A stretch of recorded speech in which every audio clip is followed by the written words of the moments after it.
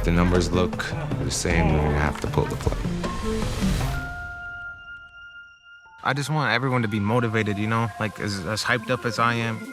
I don't want my season, like my last year of football, to be ended because of people don't want to show up. You know, they are what their team is, you know. They battled. They're true warriors.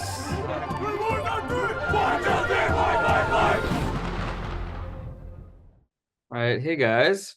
So I'm Lloyd D'Souza. I'm one of the jurors for brand storytelling, and this year I was fortunate enough to be able to watch your great film, Through the Storm.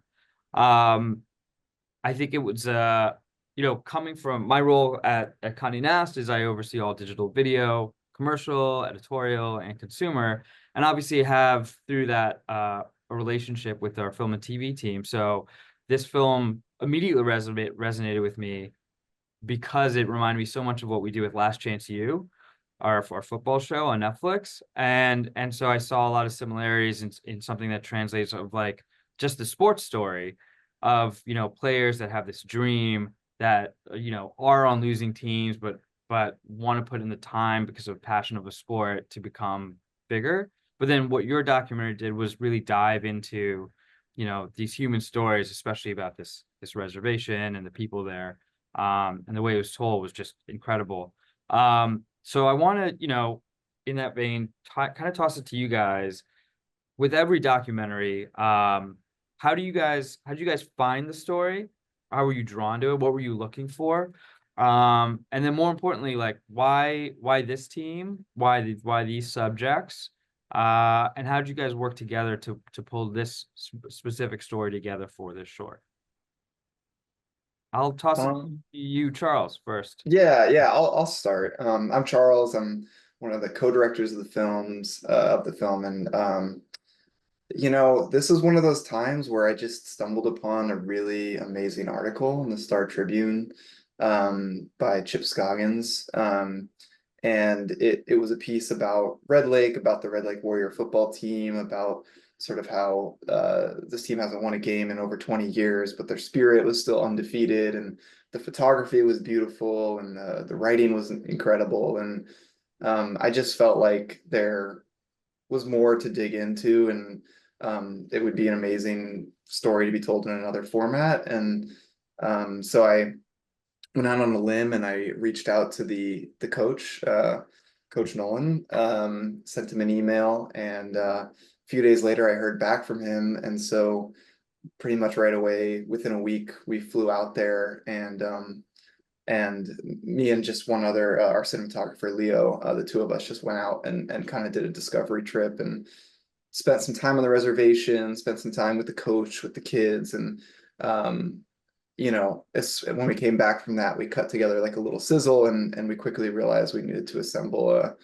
a team, a great team to tell this story. And that's when I reached out to Fritz, and we reached out to Lindsey and Arlie Bay, who we co-produced the film with. Yeah, so that was kind of how it came to be. It was just like we went out on a limb and traveled out there and saw what we could find. Yeah, Fritz, what was your first impression as a director when you saw this kind of the sizzle and this work come towards you? Yeah, it was definitely a flash in the pan, right away. Leo Mako is a really close friend of mine and also frequent collaborator. And when I had heard that he was working with Charles, and Charles kind of almost very, very casually was like, "Hey, we're working on this thing. Like, would you mind sharing your thoughts?" And I thought it was really special from the opening shot, and just the way he approaches the visual medium, and and just knowing of the work that Voyager has done in the past, and him showing interest in approaching this story in a very like authentic and respective way. And myself being from the Navajo Nation, from another reservation, and having experience doing films with other indigenous communities, it was all just like check, like I'm on board. Like let's like I was really excited to to just it was like discovering a new sandbox and just getting to reunite with friends and do something really amazing in which you know I just saw this film and I thought like these kids need to see how awesome they are. This community needs to see how beautiful and how and rich it is. And what better gift to do that than through a film? Awesome. And Lindsey, uh, I've spoken to Lindsey quite a bit in the past. I mean, I don't think, with Gnarly Bay, I don't think a year has gone by in the past like 6 years. I haven't seen your name on some like incredible brand storytelling piece or your company.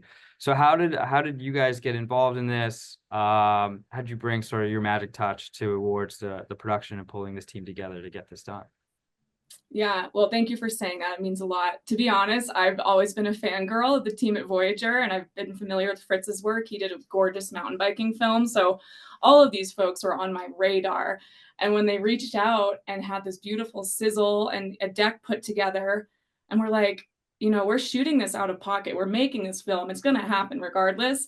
We just need a little support getting some finances. So that has been my background. I've worked 10 years in the branded entertainment space, have a lot of really strong brand relationships. So I think, through our partnership with Gnarly Bay, we signed like a 2-week shopping agreement. And I just went out as fast and hard as I could to see if I could turn over some stones, and ended up tapping the folks over at Nike right off the bat. Got 3 no's. So I went through 3 different departments and got no's. But anyone who knows me, I'm fairly hard-headed. So a no is typically okay, but what can we do? So I ended up learning about the N7 division, which is led by Sam McCracken, and that is all focused on getting more Indigenous folks, particularly youth, invested in sports, health, and wellness. And that was our in. And their team from the jump was so supportive of this project. And I don't want to give all the partnerships ins and outs away, but we can talk about that, further if it's of interest. But they came on as a partner to actually support a separate campaign that was derived from this film. And Andrew, we can talk about it later on in the conversation, I'm sure. But from that jump and from some of that funding support at Nike, we were able to button up some next production steps. And these guys were on a tight schedule, knowing that their season was unfolding in real time. So I was glad we were able to move quickly. And Gnarly Bay was able to come on as production partner to support more of the specific Nike assets so that Voyager could really focus on the film and making it what they wanted to be. That's great. And so, because there was that specific group in Nike N7, do you feel like by finding that group, you had more buy-in in the process of moving this forward quickly, where you weren't sort of going through, I've worked with Nike in the past. I think a lot of us have, like the larger corporate structure. It seems like it would have made it harder to push a film like this as fast as possible to hit this season that you captured. Yeah, totally. I mean, if we were to have gone through Waffle Iron, for example, or Nike football, it would have been a slower project to move forward. But given that N7 is a pretty nimble team and has a lot of great momentum right now, we were able to actually move very quickly. It was about a year ago at this time that we were having these discussions. And I would say once they expressed interest, we were off to the races within like 2 weeks. So it was pretty quick turnaround, which is not typical for brand partners. Yeah. And Charles and Fritz, I'd love to hear, what was your experience kind of working with brand partners? I know Lindsey mentioned that her team kind of took sort of the partnership elements to free you guys up to focus on the narrative film, but I imagine at some point, you did have to either see some like pre-production notes or at least get a sense of like some messaging that they wanted you to hit. And how did you keep that in mind as you were creating your film, cutting it together and finding the stories that resonated? So I am a commercial director, and a co-founder of Voyager, and so I've worked on a lot of brand partnered projects. I think this might have been the most unique one I've ever worked on, in that. And I think maybe Andrew could speak to this a little bit more, but we were able to, and Lindsey helped with this too, but protect sort of the film to be something where it wasn't I don't know, maybe Andrew, you can talk a little bit more about how that was structured, but it wasn't a highly like the editorial process, the editorial feedback was very minimal on the film side of things, in a pretty unique way. They Yeah. were very, very supportive of the vision that we brought forward, and it wasn't a ton of back and forth, which again, pretty unique, pretty special, a lot of trust there. Yeah, I mean, I think that's kind of the difference in like branded content, which is where Voyager got started in, and branded entertainment. In that usually, yeah, there's all these rounds of stakeholders reviewing, and you need to kind of filter the story through this lens. And the team at Nike that Lindsey brought to us here were just incredibly supportive of, hey, go make the film. Um, there were no notes other than we had legal call outs we couldn't do. We couldn't show certain things. They had a review for that. But otherwise, it's kind of the dream scenario of like carte blanche, just go and make the film you want to make, which I think is the dream everybody has when you do something in the brand world. But yeah, could not have been more than like authentic. It felt more like a studio supporting, like, hey, we want to commission you to make this film. And I think that's like a unicorn type project deal in that space for sure. Yeah, and I think from my background of like making a branded piece before with Specialized, and how that how that process came along, and what I learned from that, it was very beneficial to have the full support of Voyager, and also Gnarly Bay, and also the experience Charles had on set while we were filming, because it was a really great exercise to constantly see how we could push certain story elements, or certain like the approach to the story we're trying to find. And I was really appreciative of having someone like Charles as co-director, who had the experience to kind of always pull me back a little bit from the edge, or whenever I want to play a little bit too much, or just to be in this environment of which, I was kind of really surrounded by people who really knew what they were doing. And that opened up a lot of potential. Yeah, and Andrew, from a business perspective, like at Voyager, you have so many projects, I imagine, that are on your slate, stories that come together, that come in front of you. It takes a lot of effort and time to like every time to push something forward, especially in this like short doc space, especially in the brand storytelling space. How at what point were you like, this is the one we're gonna put our effort into on our slate, this is the one we're gonna try to get made because it has a certain value to us, or we see a certain opportunity with it? Yeah, I mean, it's a good question. I think I'd love to say the moment Charles shared the article, I was like, yes, this is it. Really, it's a bit of a speculative thing where we're developing at any given time, a dozen different projects, all of which could be amazing. But you don't know what's going to hit. You don't know what story is actually going to pan out. You don't know, once you dig around, how deep will it be, and then you don't know what's going to resonate with people. I think for this one, I think you flew out, Charles, for coach's daughter's birthday party, and it was right over like the 4th of July weekend. And you called me from there for the development trip of like, hey, I think there's something really here. And once we kind of dug into like what could the overall themes be, and just what possible characters, we knew that it was a film we were going to make. And then the question really would just be, is it a film that a brand would be able to get behind? I think it would have been a smaller movie if we didn't have that support from Nike in it, but we just kind of crossed the Rubicon of like, we're making it. If it's a self-funded, self-distributed short doc, we're making it, and it was able to be a bigger thing because of that support. But it's kind of like, once you start bringing an idea around and you get enough people that are excited in it, the momentum starts to roll. And I think, yeah, when Lindsey offered, like, yeah, we can do a 2-week shopping agreement to get it funded, I'm like, well, that's pretty damn confident if you can put it together in 2 weeks. I've never seen anything like that happen. So that was as mutual fans of her work, it was really exciting to see that happen.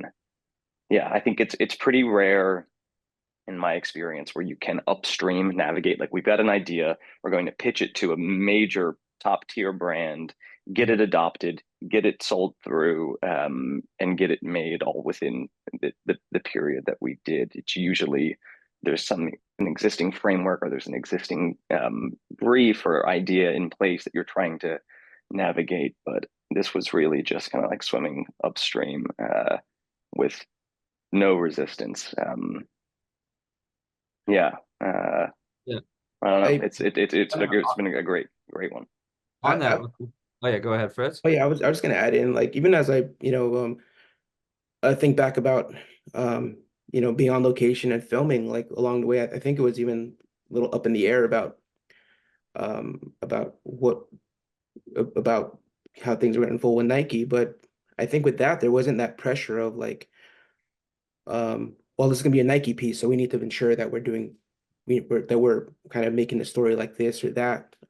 There was still that kind of freedom of like, wow, these people are so compelling and their stories are so there's just so much there that we'd found. And we were so kind of caught up with telling the story that we didn't really there really wasn't that pressure of like, we need to make a certain kind of quote unquote like a branded piece. We were just really focused on what we were shooting and really believing in the project. And I kind of like those kind of projects where I get that kind of spark of like, this film's gonna happen with or without um Nike. And it'd be awesome if they came on board, because this is something I really believe in.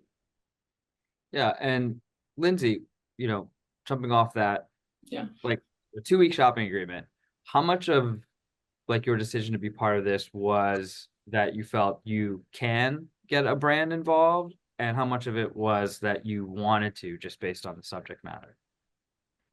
Well, first, if I want something bad enough, I can usually figure out a way to make it happen.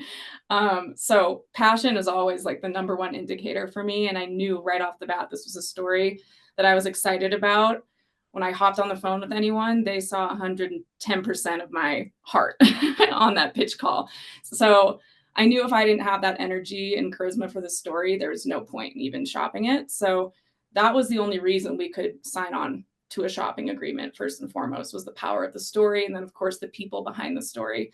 And from a production company standpoint, when you're developing something and you don't know if it's going to go, you can only put so many out-of-pocket resources into something, and I think the Voyager team would understand that as well. So 2 weeks we're going to go 2 weeks hard and fast, ride the momentum of this project, but at the same time, if I can't get a bite in 2 weeks, I want to pass it off to someone who can. So it was kind of like shit or get off the pot kind of scenario.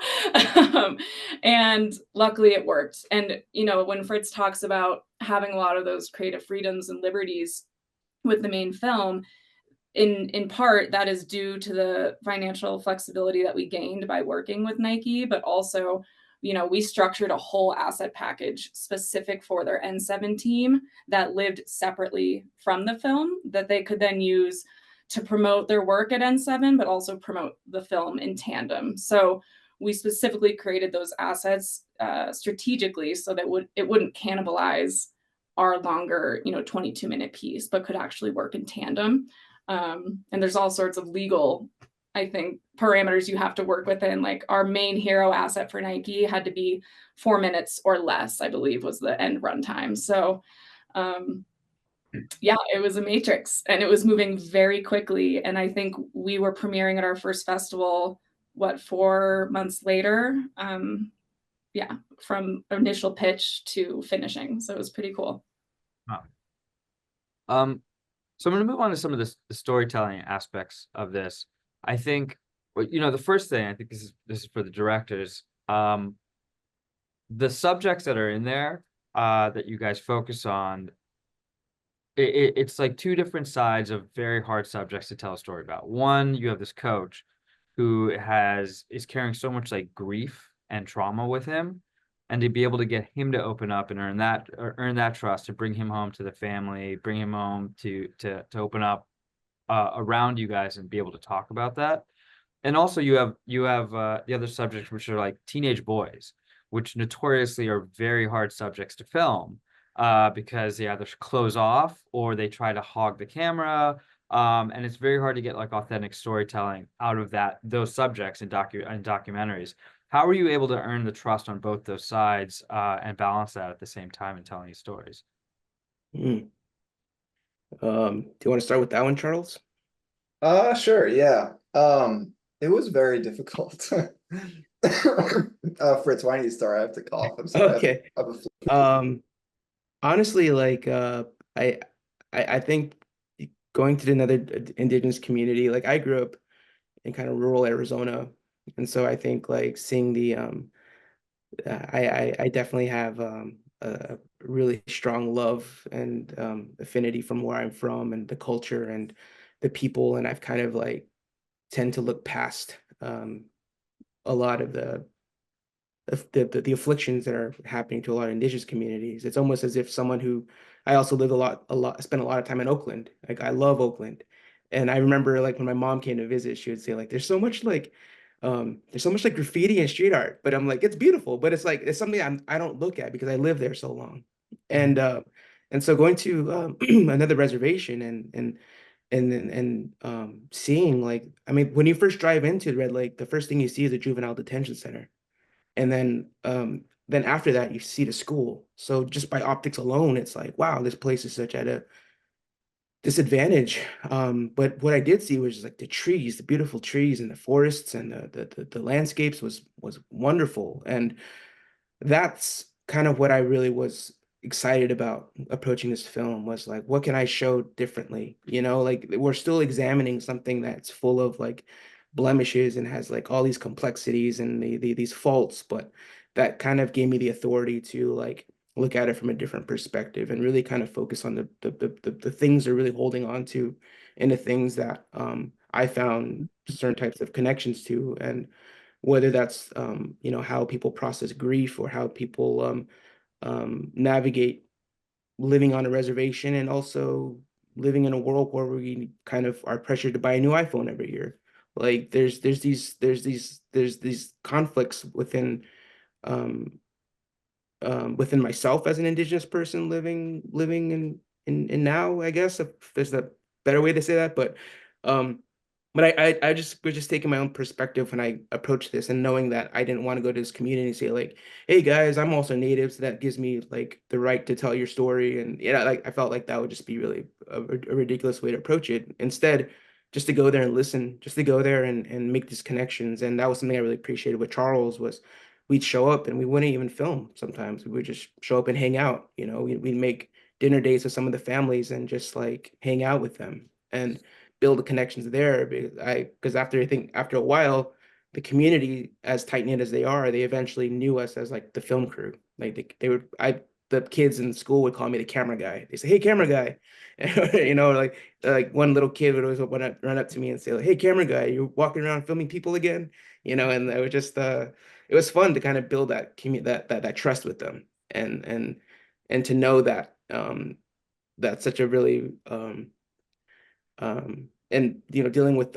teenage kids it reminds me of something that I've heard from my wife, my partner. She says something, she heard something along the lines of like, you know, vulnerability is usually the first thing we want from others, but it's usually the last thing we're willing to give. And you know, I think with that and approaching documentary and filmmaking, that's something that I always have to acknowledge every time I enter a community or a new space. Yeah. Before I started coughing, sorry. What I was gonna say was basically everything Fritz said. I mean, a lot of what Fritz said in terms of not filming. I think that was a big component of building trust is all the time we spent not filming. And I think that time is often overlooked or sometimes overlooked in the documentary process of like it's to me some of the most valuable sort of that's like where the filmmaking happens in so many ways. And then you know you turn the camera on, you find your moments and you capture something great, but you get there because you spend time and you build trust and you make your intentions clear. Actually, when we first went, Andrew mentioned that we got invited to Nolan's daughter's birthday party, and we were at first just hanging out, and we ended up doing some filming later in that day. But at first we were just hanging out, and Nolan was telling us that another production company had reached out to make a film about, you know, their story. And I was like, oh wow. And I was like, well, you know, just to be honest, like it really only works with one of us making this. Like we can't really make it at the same time. And he was, because at first he was like, oh, maybe you guys could do it together. And I was like, well, you know, I think, you know, you might have to kind of choose. And he thought about it for a second and he's like, well, you guys are at my daughter's birthday party, so I think I'll go with you guys. Which was just like a really sweet little moment that he kind of like gave us his trust. And yeah, there were lots of other moments where we felt like we like celebrated sort of building relationships that seemed maybe difficult. Like there's this one football player that was always really, really quiet and too cool for school and like never would really interact with us. And we were like always trying to start conversations with him or see what we could do to like, you know, just get a smile out of him or something. But he was just so like stoic. And one day we were walking down the hallways and he came up to us and he just gave us each like a stick of gum, just like out of nowhere. And then we all accepted it. And then as soon as he walked away, we're like, yes, he likes us. We had no idea. So yeah, like little things like that really made us feel that's where we put so much of our effort. Yeah. Right. And also when like filming the games was kind of tough because when the first game they got pummeled, and we were there with an easy rig, and you know we had a boom mic, and you know the community's watching, and I think there was just after a while it was like, wow, this is I felt like it was kind of almost a mean thing we were doing, was filming them lose this game, and the morale was pretty low, and I just felt like, do they think that we're here making fun of them? You know, like that kind of thought passed my mind, and when I was talking to someone, and so I kind of stepped away from the you know, from the monitor, so to speak, and went to the crowd and kind of introduced myself, let them know who we were, what we were doing, and a lot of people were wondering, like, you know, are you hoping they're going to win this season?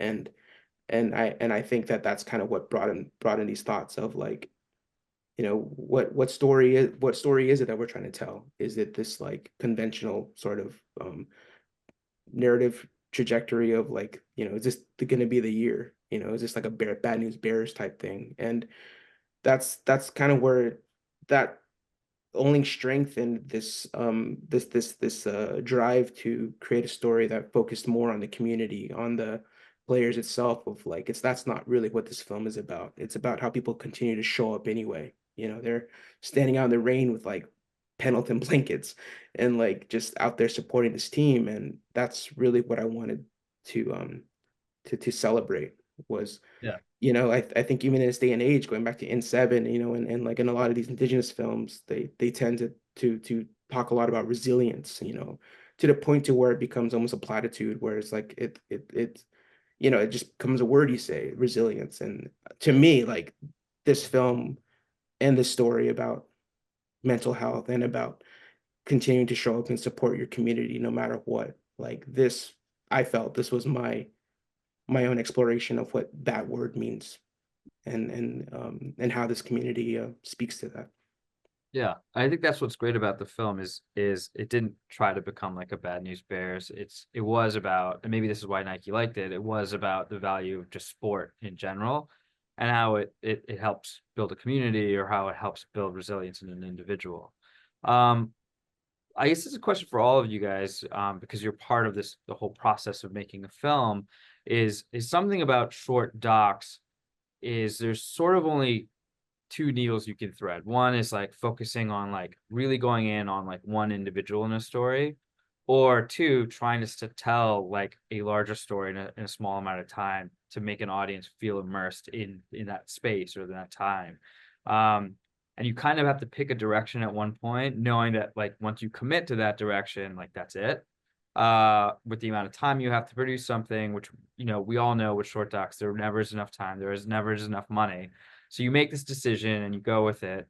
You guys managed to go the direction of, you know, tell this community story, and it felt very immersive. You know, we got moments with Micah, we got moments with Andrew, we got some special moments with the coach. We even got to see like these moments where players I didn't know, like running to the sideline, like exhausted, talking to their mom about how beat up they were. And then these stories of resilience that kind of come out from all of them. When did that idea of what the story was come to life, and how in the editing room did you guys make the decision to not lean into one of these great characters more, or to leave certain things on the cutting room floor? And I'm sure you also have content with like other players that just sort of never saw the light of day. Like, how did you guys make those decisions collectively?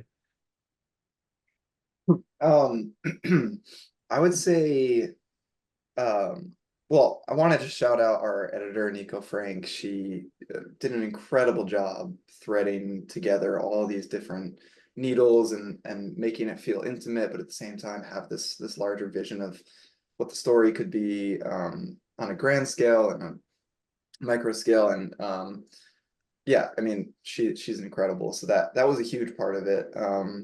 But I think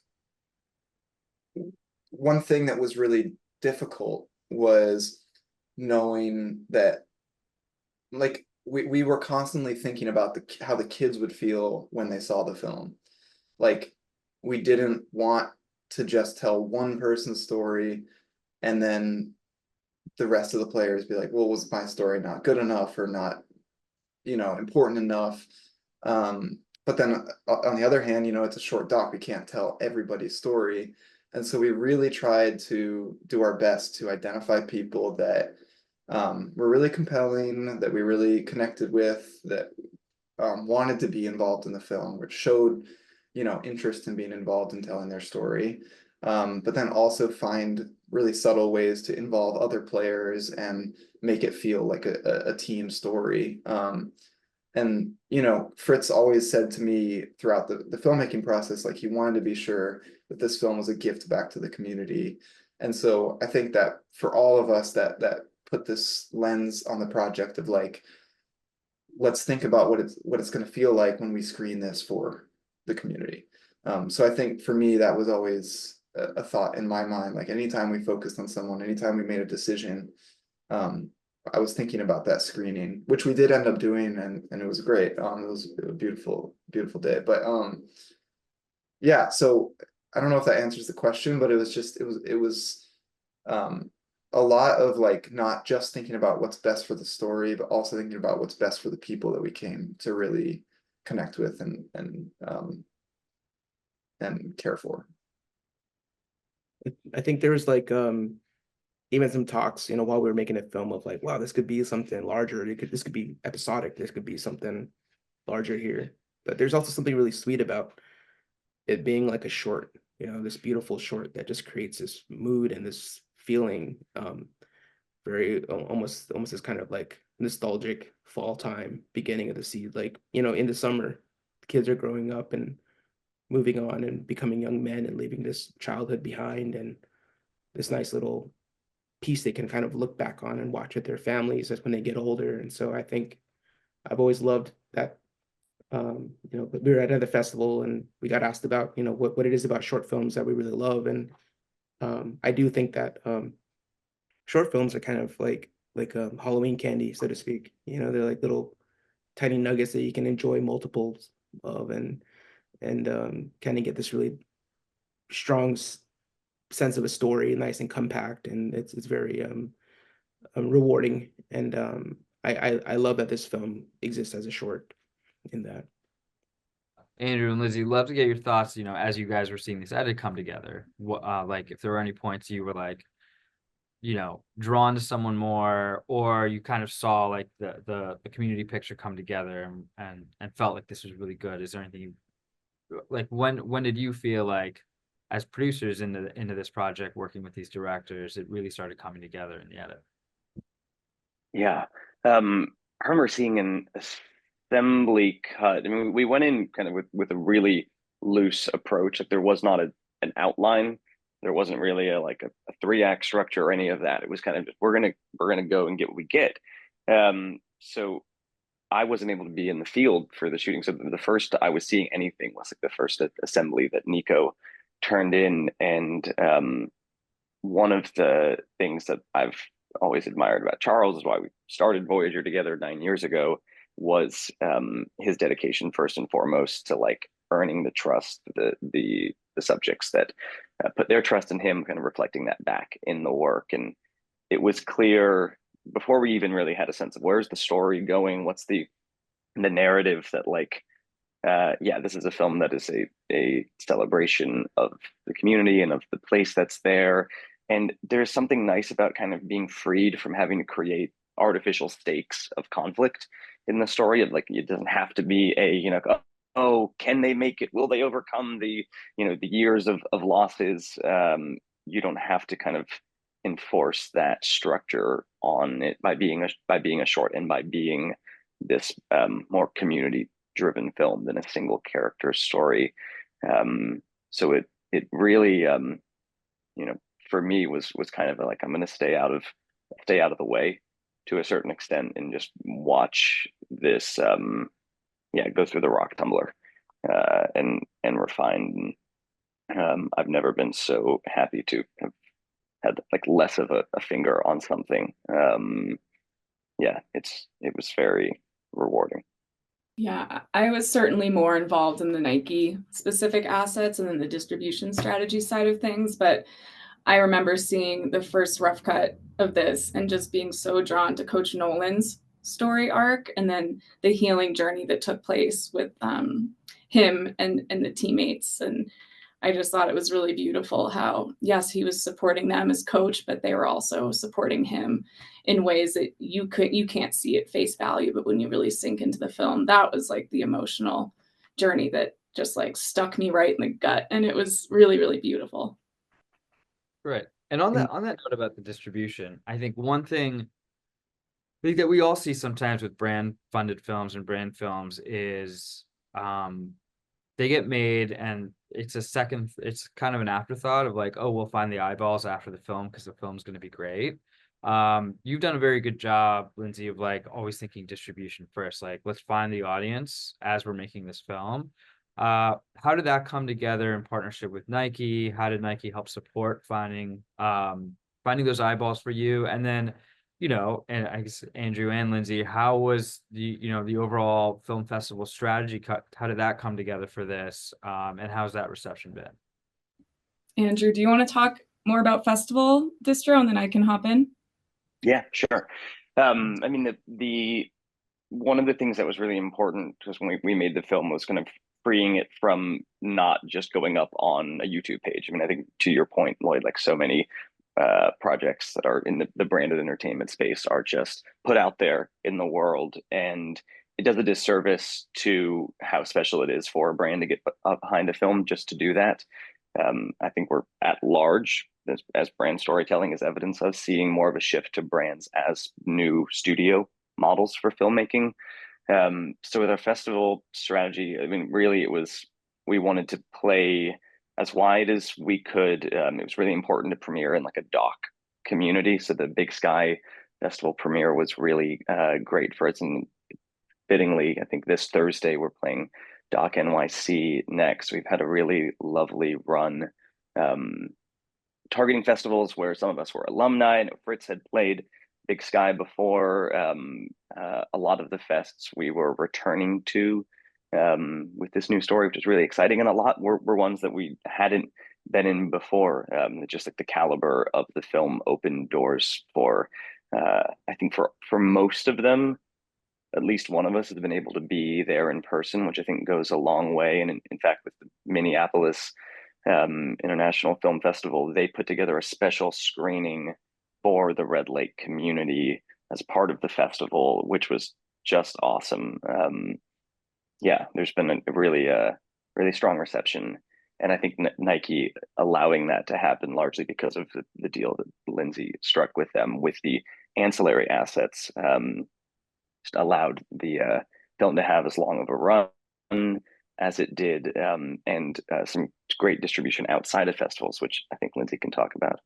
Yeah, and I mean, fortunately, a lot of the festivals that you guys hit, I mean, you've been just raking in awards. I feel like there's been a handful of awards and accolades, and those, of course, continue to add up as the film just continues to drive momentum.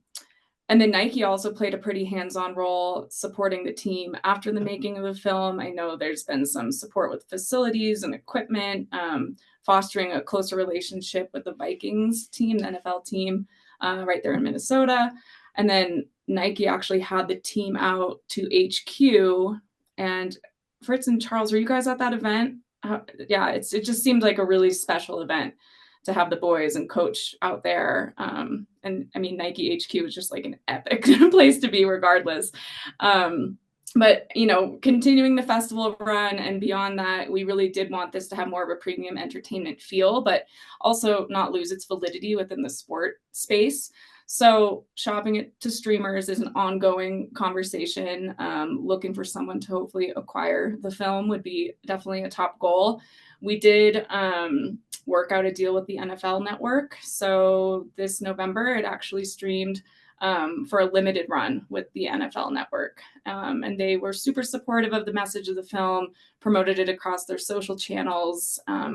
But we're also mindful to give us a short exclusivity window so that that film can continue to have a life beyond that screening. And then they're going to help us apply for the Emmys as well. So we have a little more time left. I have one last question. I think this is for all of you, and I'd love to hear what your thoughts are. With the way audiences are now consuming media and content and films, you know, you have theaters, you have first runs on streamers. YouTube is bigger than most television networks. If YouTube is bigger than every podcast network, TikTok is the new channel surfing.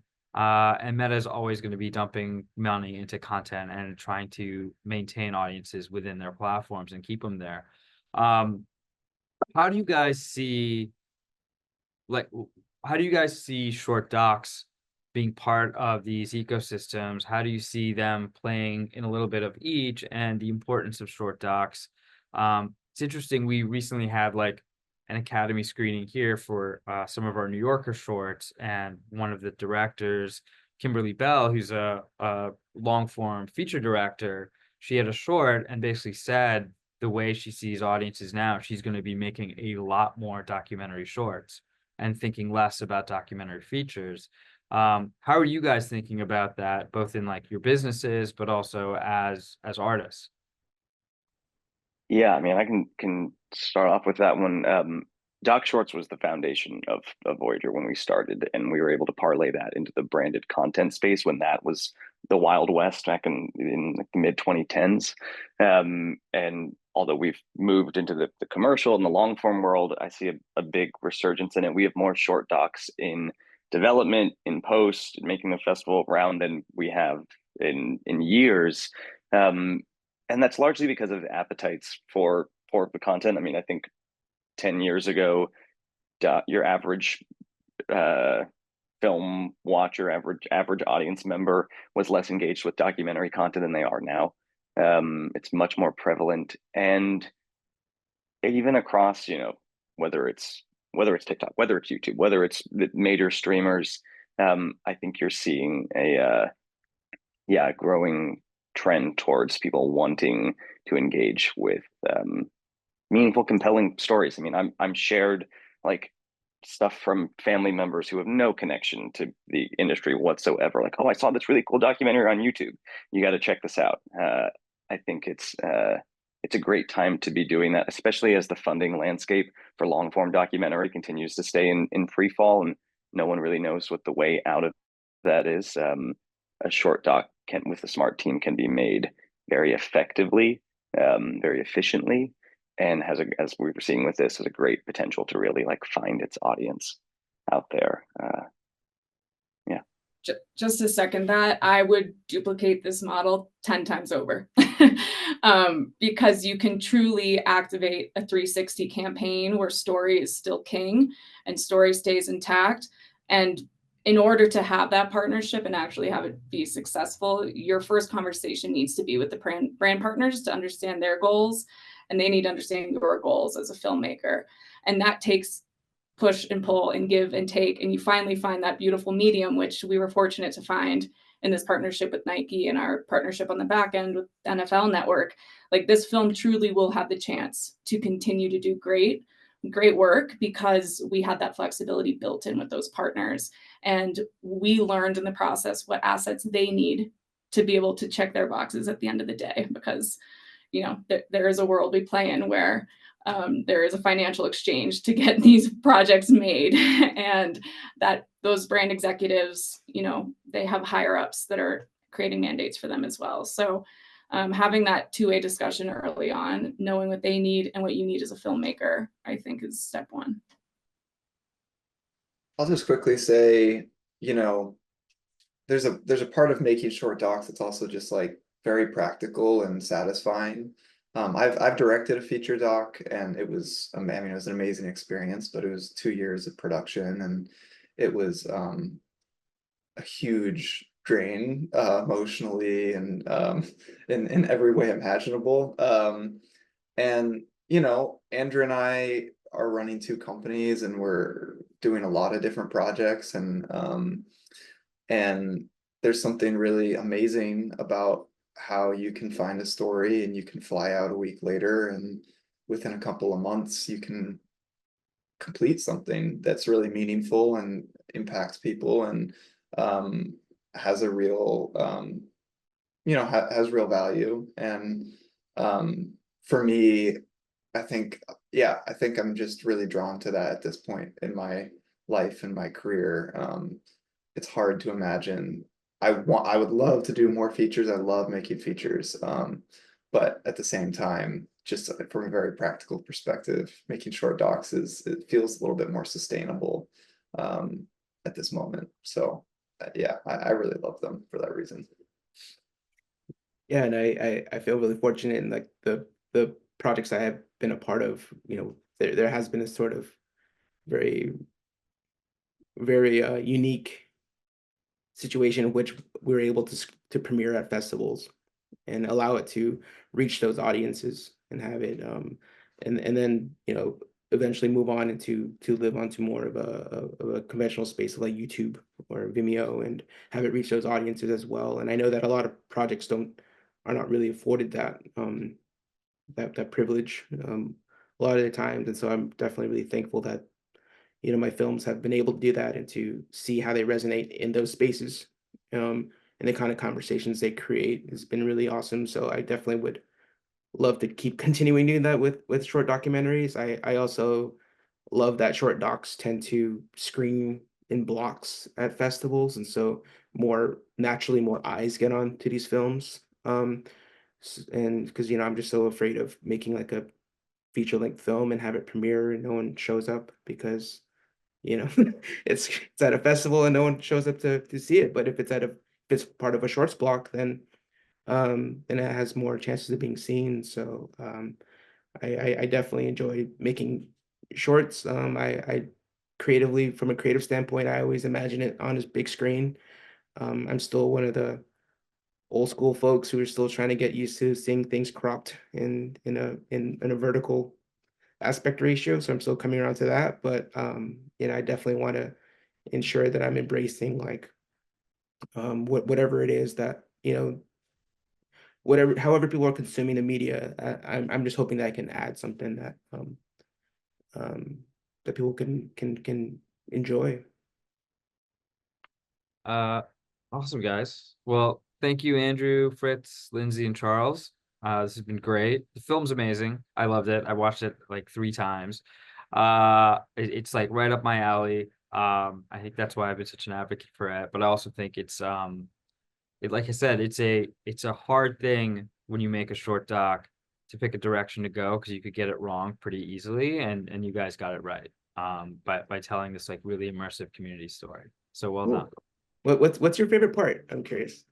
My favorite part, there's my favorite shot, where there's a shot where you have the coach standing there looking down at his family, and he's got that picture of his son on the wall.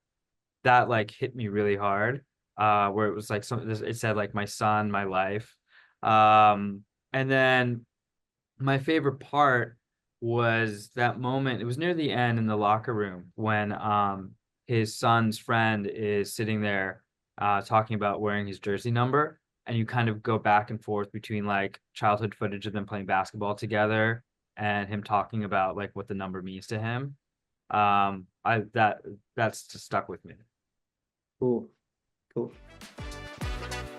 Thank you. Thank you guys. Yeah. Thanks, Lloyd. Yeah, thanks, Lloyd.